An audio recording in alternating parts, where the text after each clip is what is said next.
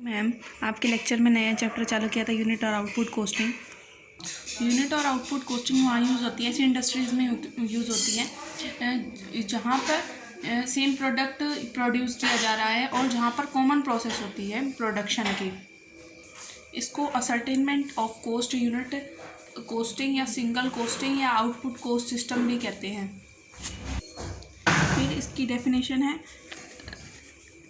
इन definition में ये देखिए हेरोल्ड जे वेल्डन की प्रोडक्शन कोस्ट अकाउंटिंग और unit cost accounting is such a method of cost ascertainment की असर्टेनमेंट का ये मेथड होता है कोस्ट को निकालने का, which is based on production unit, जो कि प्रोडक्शन यूनिट पर बेस होता है जहाँ पर सेम तरह की प्रोडक्शन होती है। It is applicable where the production work is done continuously, यानी कि कंटिन्यूसली होता रहता है वो प्रोडक्शन, मतलब रुकता नहीं है। ये नहीं कि एक साल में कर लिया और फिर बैठे रहे, कंटिन्यूसली होना चाहिए। And the unit are same type of manufacture identical, मतलब कि एक सेम टाइप की यूनिट्स प्रोड्यूस होनी चाहिए, उनका सेम प्रोसीजर होना चाहिए। फिर उसके बाद हमने इसको पढ़ने से हमें इसकी क्या कैरेक्टरिस्टिक्स पता चलती है कि प्रोडक्शन जो है यूनिफॉर्म होना चाहिए और होमोजेनस होना चाहिए और कंटिन्यूस होना चाहिए। उसके बाद कि प्रोडक्शन की यूनिट्स आइडेंटिकल होनी चाहिए और जो भी मैन्युफैक्चर होता है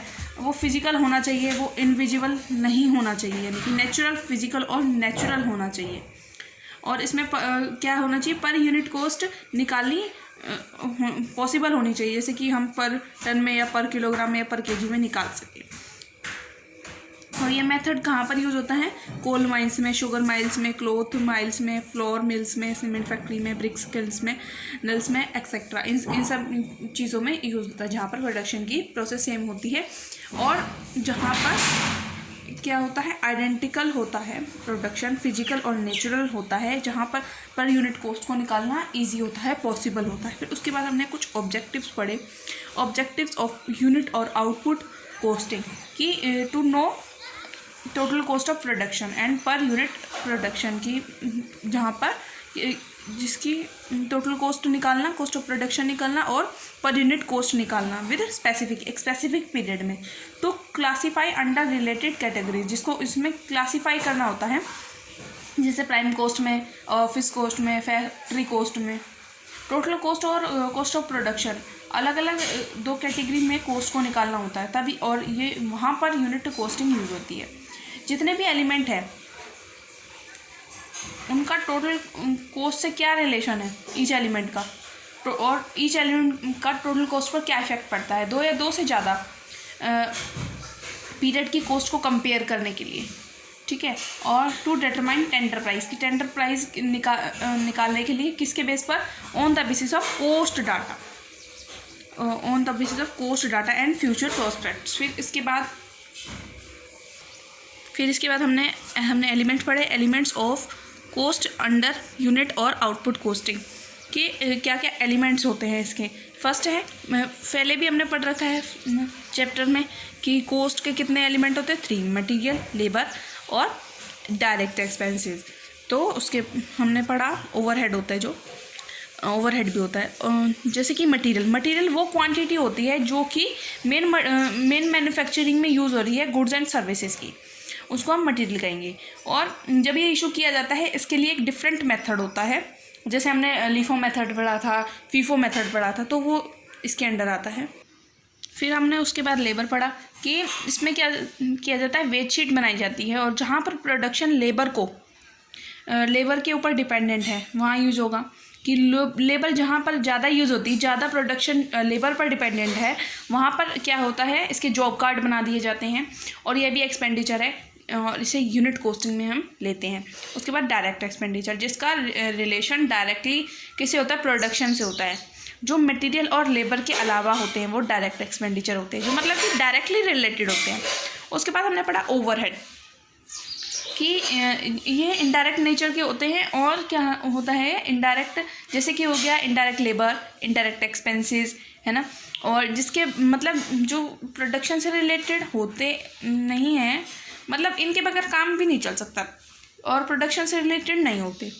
इनके अंडर क्या क्या आता है, फैक्ट्री ओवरहेड, है ना, ऑफिस और एडमिनिस्ट्रेटिव ओवरहेड, और सेलिंग एंड डिस्ट्रीब्यूशन ओवरहेड, ये सब इनके अंडर आते हैं। फिर उसके बाद हमने पढ़ा मेथड्स कि ऐसी इंडस्ट्री जहाँ पर प्रोडक्शन यूनिफॉर्म नेचर का है, प्रोडक्शन भी और प्रोसेस भी, तो भी हम यूनिट कॉस्ट को यूज़ करेंगे। इसके 3 मेथड हैं, कोस्ट शीट बनाकर, स्टेटमेंट ऑफ कॉस्ट बनाकर, या प्रोडक्शन अकाउंट बनाकर। कोस्ट शीट एक ऐसी स्टेटमेंट होती है जो कि स्पेसिफिक क्या दर्शाती है, जो कि स्पेसिफिक पीरियड में जितनी यूनिट प्रोड्यूस हुई हैं और जितनी टोटल कॉस्ट लगी है गुड्स को मैन्युफैक्चर करने के लिए, उसको कॉस्ट शीट कहते हैं। ये हमें दर्शाती है। कॉस्ट शीट मेन होती है यूनिट कॉस्टिंग में, total cost per unit cost से बनाई जाती है। कॉस्ट शीट एक ऐसी स्टेटमेंट होती है जिसमें कॉस्ट ऑफ प्रोडक्शन को प्रेजेंट किया जाता है, कैसे वे में, एनालिटिकल वे में, जिससे भी कंपैरिजन भी इजी हो जाता है। फिर इसके कुछ कैरेक्टरिस्टिक्स है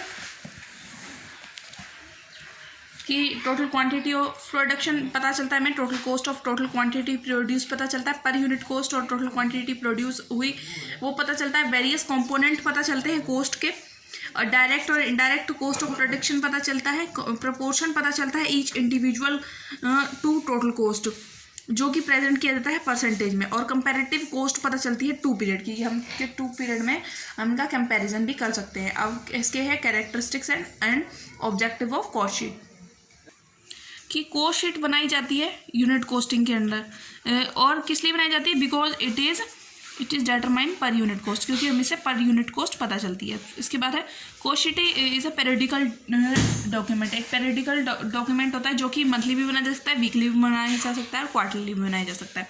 फिर उसके बाद इसका मेन पर्पज़ क्या होता है, टोटल कॉस्ट निकालना, या पर यूनिट कॉस्ट निकालना, इसका मेन पर्पस होता है। फिर उसके बाद एडवांटेजेस पढ़े, एडवांटेजेस ऑफ कॉस्ट शीट की डिटरमाइनिंग सेलिंग प्राइस, की सेलिंग प्राइस पता चलता है हमें। अगर हमें पर यूनिट कॉस्ट पता होगी तो हम पर यूनिट कॉस्ट से हम सेलिंग प्राइस इजीली आइडेंटिफाई कर सकते हैं। कंट्रोल ऑन एक्सपेंसेस की हमें पता चलता है कि कितना एक्सपेंसेस हो रहा है, लेबर पर कितना, मटेरियल पर हो रहा है, तो अगर ज़्यादा हो रहा है एक्चुअल से वो हमने जितना स्टैंडर्ड फिक्स किया तो हम उसको कंट्रोल कर सकते हैं। हेल्प इन मिनिमाइजिंग एक्सपेंसेस की, वही हम इनको मिनिमाइज़ कर सकते हैं। कंपैरेटिव स्टडी टू कॉस्ट, कि हम इसकी कंपैरेटिव स्टडी कर सकते हैं, या तो हम अपने कंपटीटर से कर सकते हैं, या हमने प्रीवियस ईयर से भी हम कॉस्ट शीट की कंपैरेटिव स्टडी कर सकते हैं कि इस बार और पिछले साल कितना अंतर है। बेनिफिट टू कॉमन मैन, की कॉमन मैन को देखने से पता चलता है कि इसकी प्राइम कॉस्ट कितनी है, वो इजीली पता लगा लेता है। फिर difference between cost account and cost sheet, फिर इसमें फर्स्ट पॉइंट है कि हमें ये देखना है कि कॉस्ट अकाउंट और कॉस्ट शीट में क्या डिफरेंस होता है। Double entry system, cost account किस पे बनाया जाता है, डबल एंट्री सिस्टम पर बेस्ड होता है, जिसमें जो कि प्रिंसिपल को फॉलो करता है, डेबिट एंड क्रेडिट के। लेकिन कॉस्ट शीट में ऐसा कुछ भी नहीं होता है। यूज़ क्या है कॉस्ट अकाउंट की प्रोसेस, कि कॉस्ट अकाउंट को प्रिपेयर किया जाता है प्रोडक्शन अकाउंट, किसके लिए यूज़ किया जाता है, प्रिपेयर करने के लिए, प्रोडक्शन अकाउंट, प्रोसेस अकाउंट और लेजर अकाउंट, इसलिए।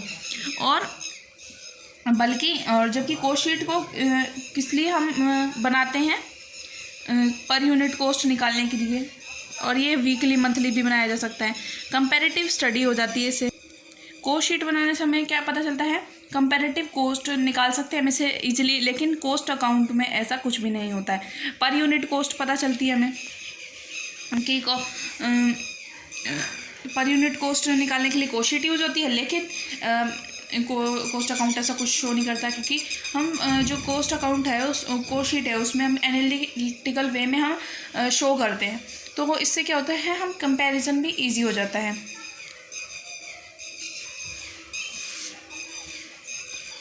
फिर हमने उसके बाद टाइप ऑफ कॉस्ट शीट पढ़ा कि कॉस्ट शीट कितने टाइप की होती है। सिंपल कॉस्ट शीट होती है, कॉस्ट शीट विद प्रॉफिट होती है, cost sheet with statement of profit होता है, कंपैरेटिव कॉस्ट शीट होती है। सिंपल कॉस्ट शीट क्या होती है, जिसमें कि सिंपली शोन किया जाता है हेडिंग के अंडर, जो डाटा होता है उसको हेडिंग के अंदर शो किया जाता है। टोटल कॉस्ट ऑफ प्रोडक्ट दिखाया जाता है, टोटल कॉस्ट ऑफ यूनिट, पर unit cost of each item भी पता चलता है, जैसे एक्सपेंसेस पता चलता है इससे हमें। जैसे कि हमें एक परफॉर्मा दे रखा है इसका, ये जिसमें हमने स्पेसिमेन और सिंपल कोशीट फॉर मार्च ऐसे लिखते हैं। आउटपुट यहाँ पे, यूनिट यहाँ पे, पर्टिकुलर्स, टोटल कॉस्ट और cost per unit. Total cost यहाँ से पता चलेगी और पर यूनिट कॉस्ट यहाँ से पता चलेगी। Direct material, direct labour, direct expenses को अगर हम ऐड कर देते हैं तो क्या आ जाती है हमारी प्राइम कॉस्ट आ जाती है। उसके बाद हम क्या करते हैं, अगर प्राइम कॉस्ट में वर्क ओवरहेड या कि जो फैक्ट्री से रिलेटेड एक्सपेंसेस हैं अगर उनको ऐड कर देते हैं तो वर्क कॉस्ट या फैक्ट्री कॉस्ट हमें पता चलती है। उसके बाद अगर हम वर्क कॉस्ट में क्या करते हैं, ऑफिस के जो एक्सपेंडिचर हैं परसेंटेज में दे रखे तो अगर हम उनको ऐड कर देंगे तो कॉस्ट ऑफ प्रोडक्शन पता चल जाएगा हमें, यानी कि टोटल कॉस्ट ऑफ प्रोडक्शन। और अगर हम टोटल कॉस्ट ऑफ प्रोडक्शन में cost selling and distribution expenses add कर देंगे तो हमें टोटल कॉस्ट पता चल जाएगी। इसको कॉस्ट ऑफ सेल भी कहते हैं। इससे इसके थ्रू ज़्यादा ईजी समझ आएगा कि डायरेक्ट मटेरियल, डायरेक्ट लेबर और डायरेक्ट एक्सपेंसेस को ऐड करेंगे तो प्राइम कॉस्ट आ जाएगी। 1 2 3 को ऐड करेंगे तो प्राइम कॉस्ट। इसके बाद production overhead, administrative overhead, research and development overhead, अगर इन तीनों को ऐड करेंगे तो कॉस्ट ऑफ प्रोडक्शन आ जाएगा 4 5 6 7।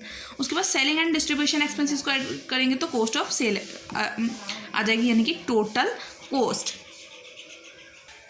पिछली जो कॉस्ट शीट हमने बनाई थी उसमें हमने प्रॉफिट को ऐड नहीं किया था। अब ये क्या है, कॉस्ट शीट विद प्रॉफिट, यानी कि हम क्या करते हैं, इस कॉस्ट शीट में हम प्रॉफिट्स भी दिखाते हैं। जैसे कि हमें दे रखा है आउटपुट यहाँ पर, यूनिट यहाँ पर, कॉस्ट शीट फॉर मार्च, ये तो सेम है, particulars, total cost per unit. इसमें हम क्या करते हैं, opening stock of direct raw material, जो डायरेक्ट रॉ मटेरियल था ओपनिंग स्टॉक का, हम क्या करते हैं वो लेते हैं। उसके बाद हमने जो भी परचेज़ किया पूरे साल में वो इधर आ जाएगा रॉ मटेरियल। और जो भी एक्सपेंसेस हो गए, इंसिडेंटल एक्सपेंसेस यानी कैरिएज, फेट, कस्टम ड्यूटी हो गई, वो हम इसमें ऐड कर देंगे तो हमारी, और फिर हम उसमें क्लोजिंग स्टॉक लेस करेंगे, डिफेक्टिव मटेरियल रिटर्न, जो भी मटेरियल रिटर्न किया वो भी माइनस करेंगे। फिर उसके बाद हम क्या माइनस करेंगे, residue use in other product, यानी कि स्क्रैप जो यूज़ हुआ। उसके बाद cost of raw material consume हुआ, डायरेक्ट जितना भी हुआ, डायरेक्ट वेजेस प्लस कर देंगे, डायरेक्ट एक्सपेंसेस को प्लस कर देंगे तो हमारी क्या आ जाएगी, प्राइम कॉस्ट। फिर उसके बाद फैक्ट्री ओवरहेड ऐड करेंगे या वर्क ओवरहेड भी, या factory on cost, indirect wages में क्या क्या आ जाएगा, फ्यूल, पावर, कोल, जो इनडायरेक्टली हुए, rent of factory, depreciation of factory building, repairs add कर देंगे।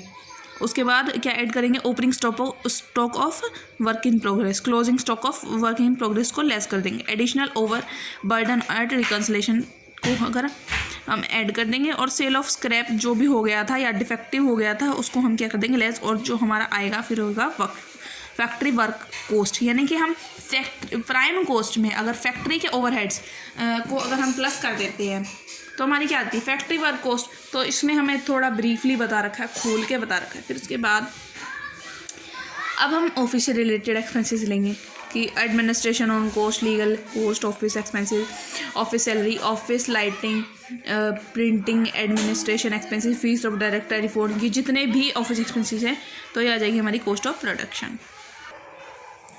फिर उसके बाद हम क्या करेंगे, ऐड करेंगे opening stock of finish goods और लेस कर देंगे क्लोजिंग स्टॉक, लेस कर देंगे closing stock of finish good, तो क्या जाएगा कॉस्ट ऑफ गुड से। अगर हम इसमें ऐड कर देते हैं सेलिंग एंड डिस्ट्रीब्यूशन एक्सपेंसेस, वो कैसे क्या क्या हो सकते हैं, एडवर्टाइजमेंट हो सकती है, डिस्काउंट हो सकता है, ट्रैवलिंग एक्सपेंसेस हो सकती है, सेल्स कमीशन हो सकता है, और डेप्रिसिएशन ऑन डिलीवरी वैन्स हो सकता है कि डिलीवरी वैन्स का डेप्रिसिएशन दिया, पैकेजिंग एंड डिस्ट्रीब्यूशन एक्सपेंसेस होते हैं, बेड रेट्स हो सकते हैं, अपकीप ऑफ डिलीवरी वैन्स हो सकता है, वेयर हाउस एंड रेंट्स हो सकता है। हम इसमें ये ऐड कर देंगे तो क्या आ जाएगा, कॉस्ट ऑफ सेल। अच्छा, अब इसमें हम क्या करेंगे, प्रॉफिट को ऐड कर देंगे तो क्या आ जाएगा, सेलिंग एक्सपेंसेस आ जाएगा हमारे पास। फिर उसके बाद कॉस्ट शीट का एक अलग टाइप है कि cost sheet with statement of profit.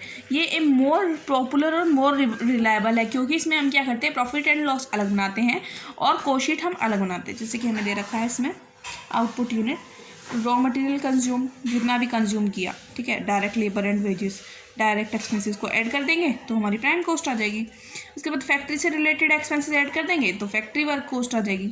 Office से रिलेटेड कर देंगे तो कॉस्ट ऑफ प्रोडक्ट आ जाएगा, प्रोडक्शन आ जाएगा। फिर उसके बाद हमने क्या कर रखा है इसमें, हमने स्टेटमेंट ऑफ प्रॉफिट अलग बना रखा है। स्टेटमेंट ऑफ प्रॉफिट में यहाँ पे जो कॉस्ट ऑफ प्रोडक्शन आया था उसमें हम selling and distribution overhead plus कर देंगे, जिसमें सेलिंग एक्सपेंसेस हो सकता है, बैड डेट्स हो सकते हैं, डिस्काउंट और एडवर्टीजमेंट्स हो सकता है। तो अगर हम इनको ऐड कर देंगे तो कॉस्ट ऑफ सेल आ जाएगा, और अगर हम कॉस्ट ऑफ सेल और प्रॉफिट ऐड कर देंगे तो सेल या सेलिंग प्राइस आ जाएगा।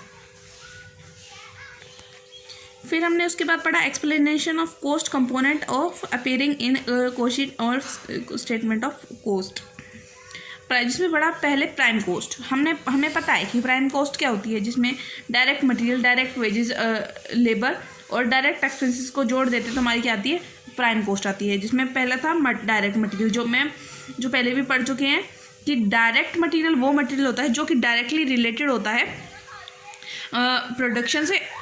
इसमें क्या हो सकता है, शुगर कैन हो सकता है, शुगर कैन इन शुगर हो सकता है जो मेन मटेरियल है, या यार्न इन क्लोथ हो सकता है।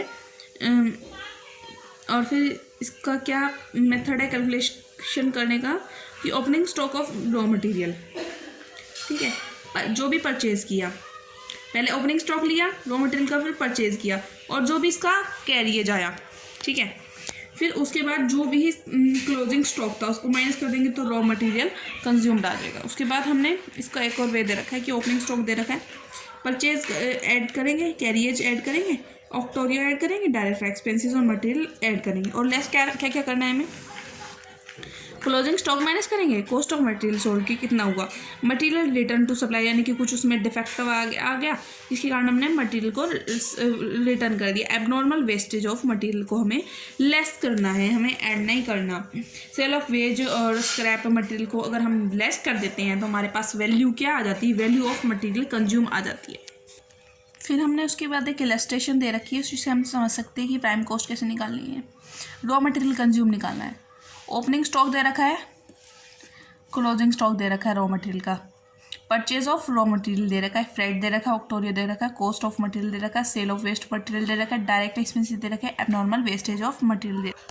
ये जो हमने यहाँ पर ये फॉर्मूला पढ़ा था, ये इसके अकॉर्डिंग ये क्वेश्चन निकल जाएगा कि ओपनिंग स्टॉक ऑफ मटेरियल, तो हमने यहाँ लिखा रॉ मटेरियल, फिर हमने क्या करना है, क्लोजिंग स्टॉक तो माइनस ही करना है, purchase of raw material plus करेंगे, फ्रेट जो हुआ मटेरियल का वो भी प्लस करेंगे, पेड ऑक्टोरियो ड्यूटी पेड करी तो वो भी परचेज प्लस करेंगे। उसके बाद हम क्या करेंगे, माइनस कर देंगे cost of material sold, sale of wasted भी माइनस कर देंगे, डायरेक्ट एक्सपेंसेस हो गए थे मटेरियल पे वो प्लस करेंगे, और एबनॉर्मल वेस्टेज को माइनस करेंगे। ईजी था ये।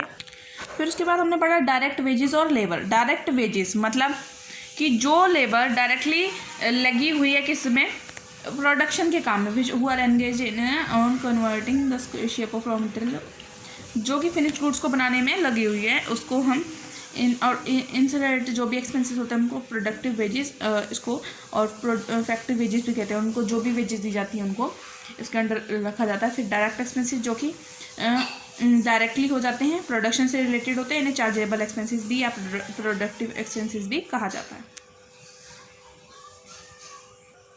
फिर उसके बाद इसको एक इलस्ट्रेशन समझते हैं कि प्राइम कॉस्ट कैसे निकलती है। ओपनिंग स्टॉक दे रखा है, ठीक है, मटेरियल परचेज दे रखा है, डायरेक्ट वेजेस दे रखे, चार्जेबल एक्सपेंसेस यानी इसे डायरेक्ट एक्सपेंसेस कहते हैं, कैरिएज इनवर्ड और कैरिएज आउटवर्ड दे रखा है। अच्छा, क्लोजिंग स्टॉक दे रखा है, मटेरियल रिटर्न टू सप्लायर दे रखा है। तो ओपनिंग स्टॉक लिख लेंगे, जितना भी मटेरियल परचेज किया वो प्लस हो जाएगा, और जो भी उसके आने में जो खर्चा लगा वो इनवर्ड हम उसको प्लस करेंगे, और बाकी क्या है, मटेरियल रिटर्न टू सप्लायर ये तो माइनस ही हो जाएगा, क्लोजिंग स्टॉक भी माइनस हो जाएगा, कैरिएज आउटवर्ड को हम छेड़ेंगे नहीं क्योंकि ये कैरिएज ऑन सेल में आता है, ठीक है। उसके बाद क्या बचा, डायरेक्ट वेजेस को हम लेस कर देंगे, तो हमारा ये क्या आ जाएगा, प्राइम कॉस्ट आ जाएगी। उसके बाद यहाँ पर हमें नोट भी दे रखा है कि carriage outward is not included in the item of prime cost. फिर उसके बाद हमने पढ़ा इलस्ट्रेशन थर्ड कि direct wage material consumed 50,000, direct wages is 15,000, 50,000 and 15,000, direct expenses है 5,000, ओपनिंग स्टॉक दे रखा है हमें, opening stock of work in progress दे रखा है 8,000, closing stock of work in progress दे रखा है 5,000, कैलकुलेट करना है प्राइम कॉस्ट ऑफ वर्क। तो डायरेक्ट मटेरियल जो भी कंज्यूम हुआ यहाँ में 50,000 का दे रखा है, डायरेक्ट वेजेस दे रखे, डायरेक्ट एक्सपेंसेस दे रखे हैं, तो ये तो हमारी हमने यहाँ लिख लिया, क्योंकि अगर तो इनको ऐड करके हमारी प्राइम कॉस्ट निकलनी थी। लेकिन जब हमें क्वेश्चन में opening stock of work in progress और closing stock of work in progress दे रखा है, तो opening stock of work in progress को ऐड और closing stock of work in progress को लेस करके हमारी प्राइम कॉस्ट निकलेगी।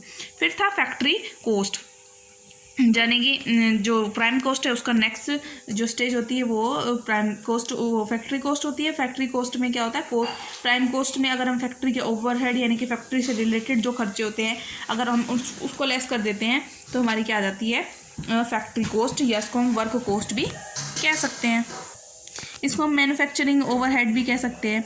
इसमें क्या क्या आ सकता है, फैक्ट्री लाइट आ सकती है, लूज टूल्स आ सकते हैं, डेप्रिसिएशन आ सकता है और बहुत सारी चीज़ें हम इसमें आ सकती हैं। उसके बाद हमने देखना है किसकी कैलकुलेशन कैसी थी, प्राइम कॉस्ट में फैक्ट्री एक्सपेंसेस को ऐड कर देंगे, opening stock of work in progress को भी ऐड कर देंगे, लेस कर देंगे closing stock of work in progress अगर when there is given in question, और लेस कर देंगे सेल ऑफ स्क्रैप, तो हमारी आ जाएगी फैक्ट्री कॉस्ट। और उसके बाद ऑफिस एडमिनिस्ट्रेशन कॉस्ट, कि अगर हम फैक्ट्री कॉस्ट में ऑफिस से रिलेटेड जो एक्सपेंसेस हैं उसको ऐड कर देते हैं तो हमारी क्या आ जाती है टोटल कॉस्ट ऑफ प्रोडक्शन। इसमें क्या क्या इंक्लूड होगा, rent of tax building, tax of office building, salary and wages, repair of office, यानी कि ऑफिस हमेशा मेंशन होगा, या फिर postage of telegram and telephone, expenses on business magazine, audit fee, bank charges, director fee भी इसके अंदर include होगी क्योंकि ऑफिस में ही तो वो काम करेंगे। टोटल कॉस्ट, यानी कि टोटल कॉस्ट ऑफ प्रोडक्शन में अगर हम सेलिंग एंड डिस्ट्रीब्यूशन से रिलेटेड एक्सपेंसेस को ऐड कर देते हैं हमारी क्या आ जाती है टोटल कॉस्ट आ जाती है। अच्छा इसमें कौन कौन से expenses, selling and distribution expenses मतलब सेलिंग एक्सपेंसेस मतलब कि जो सेलिंग को बढ़ाने के लिए which those expenses which are incurred on creating और in increasing the demand of product, यानी कि जो डिमांड ऑफ प्रोडक्ट को बढ़ाने के लिए किए जाते हैं। अच्छा ये कैसे हो सकता है, जैसे ऐड हो सकती है ना, प्राइस लिस्ट वगैरह। और डिस्ट्रीब्यूशन एक्सपेंसेस यानी कि जो डिस्ट्रीब्यूशन को बढ़ाने के लिए किए जाते हैं एक्सपेंसेस, जो कि जिसमें कि पैकेजिंग भी शामिल होता है। इसमें कुछ लिस्ट दे रखी है कि इनमें क्या शामिल होता है, expenses of sale, office salary and commission allowed to sale manager, advertisement होती है, बेड डेट्स होते हैं, ट्रैवलिंग एक्सपेंसेस होती है, प्राइस लिस्ट और सैंपल गिफ्ट होते हैं, डिस्काउंट अलाउड टू कस्टमर होता है और बहुत सारी चीज़ होती है इसमें। अच्छा अब इसमें क्या होता है, कॉस्ट ऑफ गुड सोल्ड हमें कैसे निकालना है। कॉस्ट ऑफ गुड सोल्ड में finish opening stock of finish goods अगर हमें क्वेश्चन में दे रखा है और क्लोजिंग स्टॉक भी दे रखा है तो हम इसमें से माइनस कर देंगे तो कॉस्ट ऑफ गुड सोल्ड हमारी आ जाएगी। कॉस्ट ऑफ सेल यानी कि when selling and distribution are added to cost of good sold, अगर कॉस्ट ऑफ गुड सोल्ड में सेलिंग एंड डिस्ट्रीब्यूशन एक्सपेंसेस को प्लस कर देते हैं, ऐड कर देते हैं तो हमारी क्या जाती है कॉस्ट ऑफ सेल आ जाती है। Profit on goods sale and net profit, net profit कैसे नहीं आएगा, तो ये कैसे निकाला जाएगा, कॉस्ट ऑफ गुड्स सोल्ड और जो भी प्रॉफिट हुआ डिफरेंस में उससे सेल आ जाएगी, या फिर हमें प्रॉफिट ऑन गुड्स सोल्ड दे रखा है उसमें लेस कर देंगे सेलिंग एंड डिस्ट्रीब्यूशन एक्सपेंसेस तो हमारा आ जाएगा नेट प्रॉफिट। फिर उसके बाद होता है वर्क इन प्रोग्रेस, यानी कि ऐसा तो वर्क इन कॉस्ट का मतलब कि इस इनकम्प्लीट पार्ट होता है जॉब का और प्रोडक्ट का, जो कि अभी मतलब पूरा नहीं बनाया है, बीच रास्ते में है, जो मतलब कि वो बीच की स्टेज में है, ना तो अभी वो पूरा रॉ है और ना ही वो पूरा की फिनिश्ड है, still in the process of manufacture and will still not saleable product, जो कि सेलेबल कंडीशन में नहीं है, उसको हम वर्क इन प्रोग्रेस कहते हैं। फिर ये देखा हमने एग्जाम्पल कि direct material, direct labour, direct charges को ऐड कर देंगे और क्या करेंगे, ऐड करेंगे ओपनिंग स्टॉक को और लेस कर देंगे क्लोजिंग स्टॉक को, तो हमारी आएगी प्राइम कॉस्ट। ठीक है, फिर उसके बाद हमने पढ़ा calculation of profit percentage by selling price, नहीं calculation of profit by percent on cost, यानी कि जब हमें बता रखा है कि हाँ सेल का इतने परसेंट क्या होगा प्रॉफिट होगा,